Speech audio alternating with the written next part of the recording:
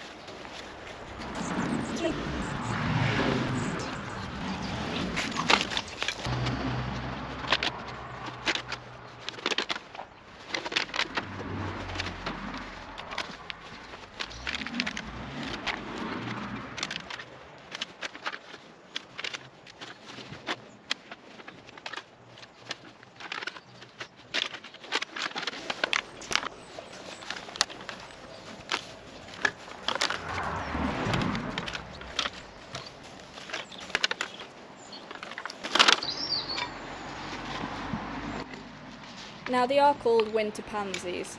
They can flower through the winter. If it's a mild winter, so we don't get much snow or anything like that, they will flower during the winter months. But usually with these ones you can plant them in the autumn or winter, and then they usually sort of, if they don't flower, they'll stay dormant, but they will come back in spring, and that's usually when they are at the best, is in the spring. So I don't really know why they call them winter pansies, but you can plant them in the winter. You will get some with flowers on like you see here, but I thought I'd put them in anyway because they had a bit of colour to the borders and pots and things, and yeah, make it look a bit nicer. Usually I don't really grow anything for in the winter months or in the spring. It's mainly summer bedding that I do, but this year, well, last year 2024, I thought, oh, we'll do them and see what happens. It's raining really bad.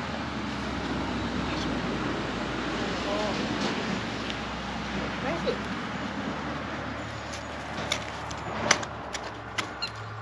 Yes. Yeah, put it. Hey? Oh, he's in your mouth.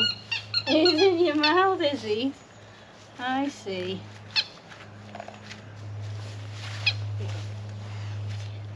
Okay, so this is one of Birley's favourite games she likes to play. Sometimes she'll play fetch, but most of the time this is her favourite game. So she'll go off, get a ball, and then she'll bring it back, but instead of dropping it or giving it to me, she likes to keep it in her mouth. So I like to call it keep away. So basically she wants me to try and get it out of her mouth. Like you can see here, she's like, she wants me to try and get it from her, but she won't actually give it to me. But it's a favourite game, she'll love it. But yeah, that's one of her favourite games she likes to play. She'll sometimes play fetch, but most of the time it's this. Just bring it to me, have me try and get it from her. She's a funny dog. Anyway, I'll carry on with the video.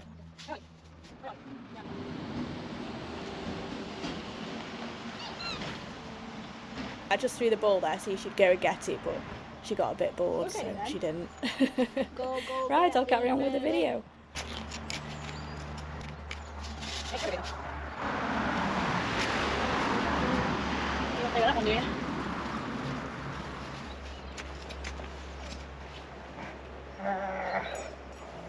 Oh, no, come on. Over here.